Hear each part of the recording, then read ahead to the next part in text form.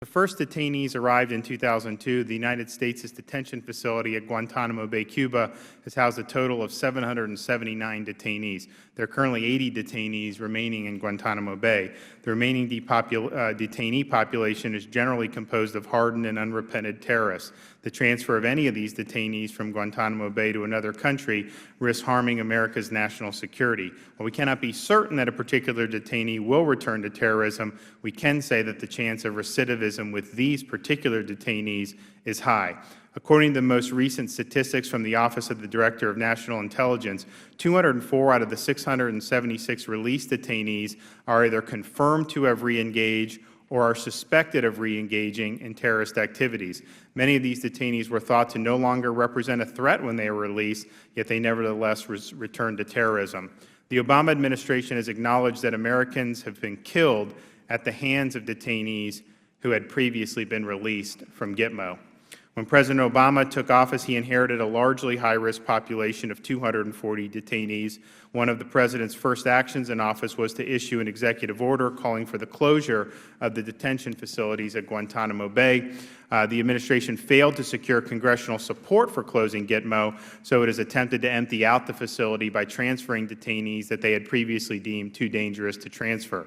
Once a detainee is earmarked for transfer, an interagency team works with potential receiving countries to negotiate security and humanitarian assurances regarding the detainee. These agreements, though, are classified.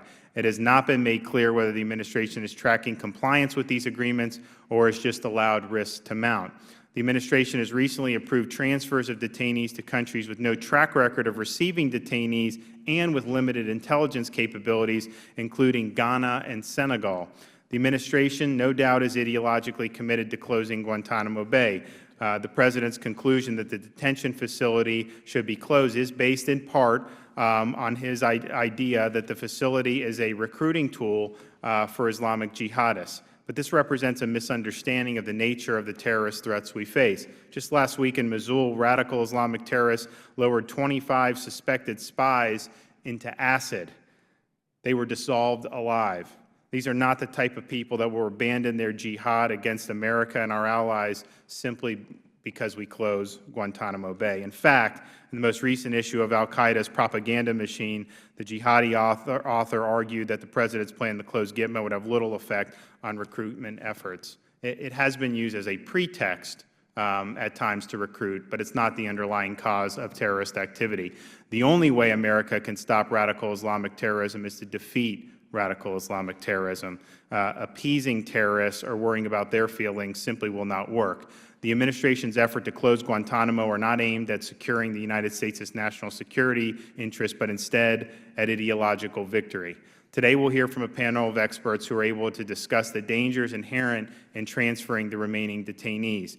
They will also be able to speak to problems with past transfers and to elaborate on why the administration continues to repeat some of the mistakes of the past. I thank each of them for joining us today, and I also would like to recognize the ranking member of the Subcommittee on National Security, the gentleman from Massachusetts, Mr.